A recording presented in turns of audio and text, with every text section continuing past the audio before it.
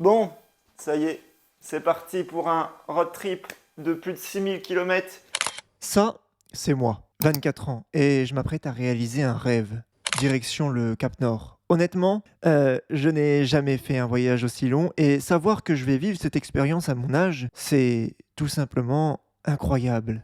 Depuis tout petit, j'ai toujours eu cette fascination pour les paysages montagneux, les grands espaces et entre autres les paysages nordiques. Et aujourd'hui, ça devient enfin réel. Un mois, 12 pays, 18 000 km. Un voyage qui s'assure d'être rempli d'aventures, d'inconnus et de découvertes. Je ne serai pas seul à en profiter. Thomas, un ami de longue date, et de la partie également. Direction le Cap Nord.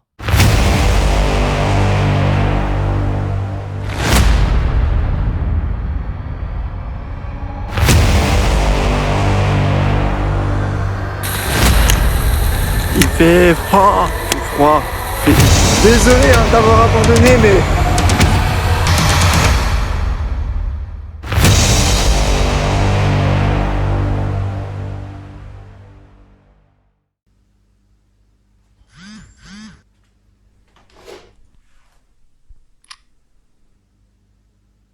Et comme ça, on peut se dire que cet été on part, on prend une tente, sac de couchage, on pourra faire plein de nuits. Je crois que c'est autorisé en plus en Suède et en Norvège.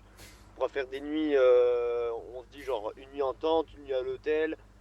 On peut se dire plein de trucs comme ça avec réchaud et tout. Putain, pète sa mère. Ouais, j'ai envie de partir là.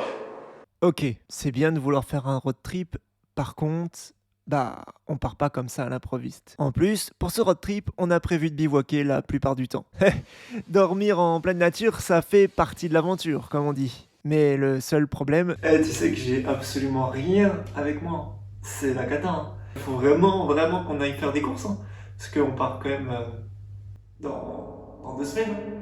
je n'ai tout simplement, littéralement, aucun matériel. Et pour être honnête, je ne me suis pas vraiment renseigné sur ce qu'il faut pour voyager de cette manière. Du coup, direction le magasin de sport le plus proche. De là, j'achète tout ce qu'il me semble indispensable. Ok, ça y est, là je reviens des courses. Alors, au niveau des tentes, j'en ai acheté 2 parce qu'il y a 2 utilisations bien différentes avec l'une et avec l'autre. Celle-ci, c'est une tente vraiment pas très chère de chez Decathlon à 40 balles. Là, le seul souci, c'est qu'elle pèse 3 kg, donc assez lourde. Donc j'ai pris une deuxième tente.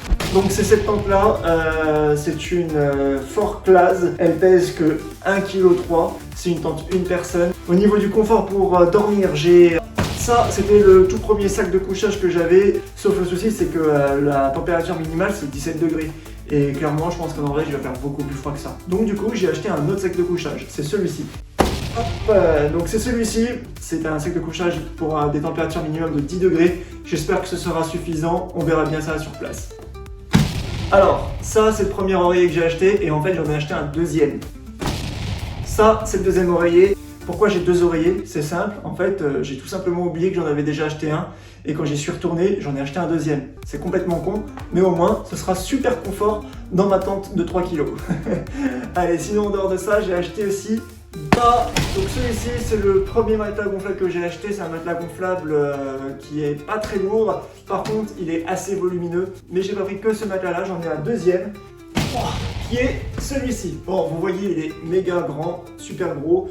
C'est le ultime confort. Le seul problème, c'est qu'il est super gros. C'est pas le plus compact qu'on puisse trouver. Ce matelas-là, je vais l'utiliser avec la tente de 3 kg lorsqu'on dormira juste à côté de la voiture. Ça, c'est une poêle que j'ai commandée sur Amazon. Maintenant, ça, c'est tout simplement un petit réchaud. Et donc voilà, je vous ai un peu présenté tout ce dont j'ai acheté en magasin il y a quelques jours. J'espère ne rien avoir oublié. Maintenant, il n'y a plus qu'à. C'est parti. Ok, bon, il est 21h. Et pour être franc avec vous, je ne suis pas trop certain d'avoir tout ce qu'il me faut. Mais néanmoins, la voiture est plutôt pleine à craquer. Nous sommes prêts pour partir, prêts pour le début de cette aventure. 1842 km, 20 heures de route. C'est long. On s'ennuie et clairement, on s'occupe comme on peut.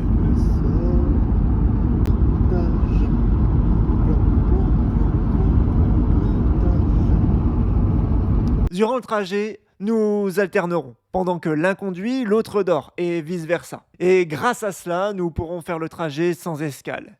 En quelques heures, nous traverserons le Luxembourg, l'Allemagne, le Danemark, puis à Copenhague, nous franchirons un pont suspendu au-dessus de la mer qui nous mènera directement en Suède. Et vous voulez savoir ce qui est cool? C'est que tout se passe comme prévu. On arrivera le 15 juillet à 19h40, après plus de 22 heures de route. Alors, ouais, dit comme ça, on dirait que c'est pas vraiment possible. Mais pourtant, on l'a bien fait. Oslo, là où nous passerons notre première nuit. Alors, inutile de vous dire à quel point nous sommes fatigués. Donc, avec Thomas, nous avons décidé de réserver une chambre d'hôtel afin de nous reposer dans les meilleures conditions possibles avant le début de notre magnifique aventure. Et entre nous, avec ce que nous nous apprêtons à vivre, je pense que c'est l'une des meilleures décisions que nous ayons prises durant ce séjour. Ok, les bagages sont déposés. Bon, même si la fatigue est bien là, impossible pour nous de résister à cette envie irrésistible d'aller explorer Oslo. Allez, c'est parti. GPS en main, direction le centre-ville. En quelques minutes de marche, on fait nos premiers pas dans cette ville. On se laisse porter dans les rues, les yeux grands ouverts, émerveillés par ces magnifiques bâtiments qui s'offrent à nous.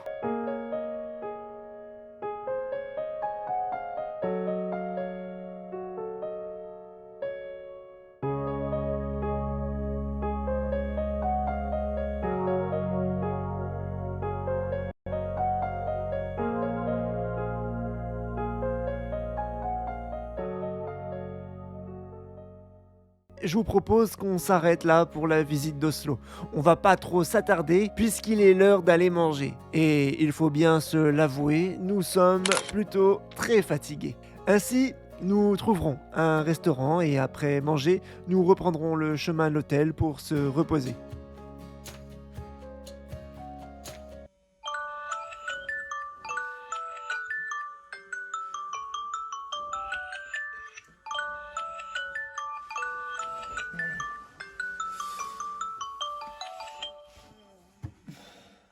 Ok, après une bonne nuit de sommeil, on attaque enfin ce deuxième jour, avec un objectif simple, découvrir Oslo sous toutes ses facettes.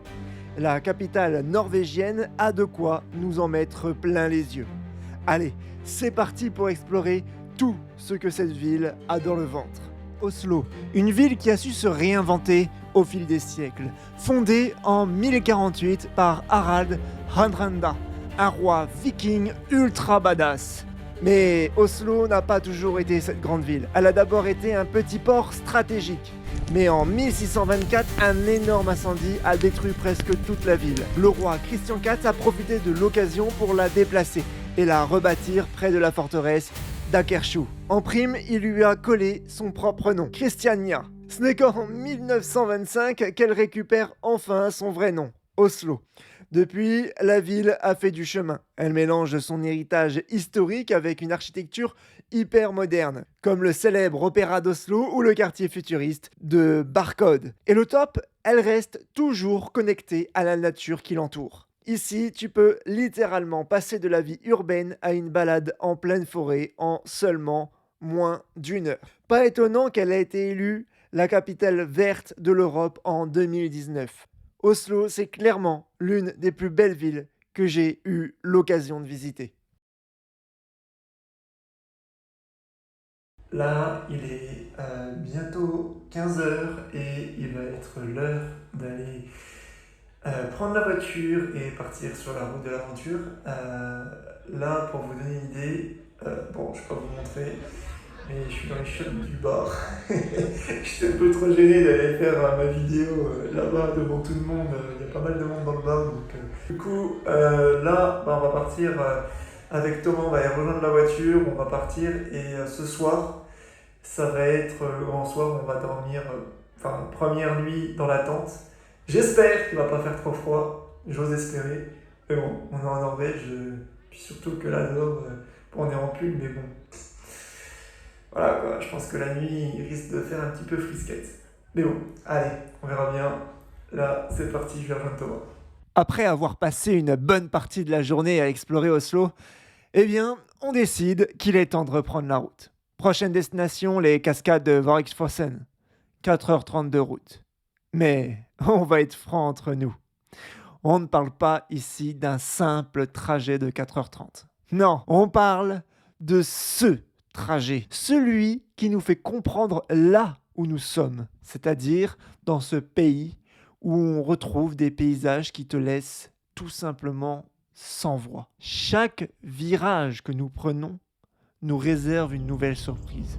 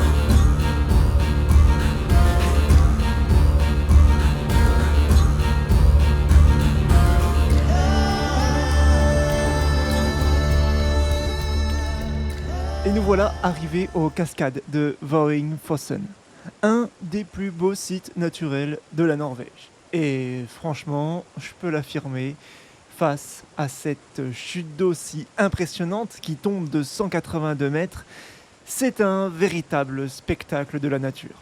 La légende dit qu'elle a été façonnée par des forces mystiques. Et on va être franc, en la voyant, on comprend pourquoi cette légende est née. C'est un endroit où la puissance de l'eau se mêle à la beauté des montagnes, créant une atmosphère à la fois sereine, mais surtout impressionnante. Bref, je vous laisse sur ces magnifiques paysages.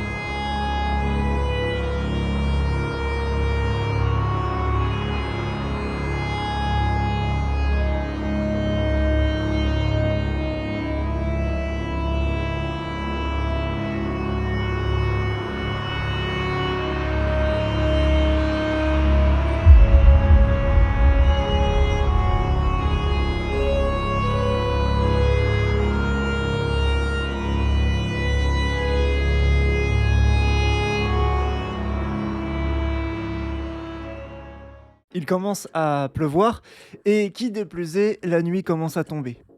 Il est temps pour nous de quitter ce lieu si splendide pour trouver un endroit où dormir. On commence à rouler pendant quelques heures à la recherche d'un endroit pour passer la nuit.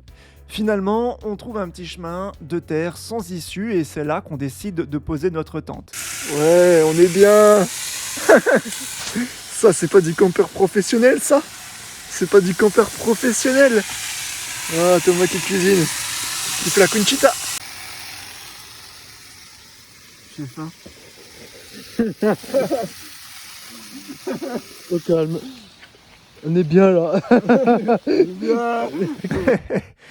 Bon, c'est vrai, on ne s'était absolument pas imaginé que nous allions passer notre première nuit de camping dans ces conditions-là. À vrai dire, il pleut, il fait froid et il est pas loin d'1h du matin et on a train d'attendre pour manger. Bref, nous allons très vite engloutir notre repas et let's go pour passer notre meilleure nuit et notre première nuit en Norvège.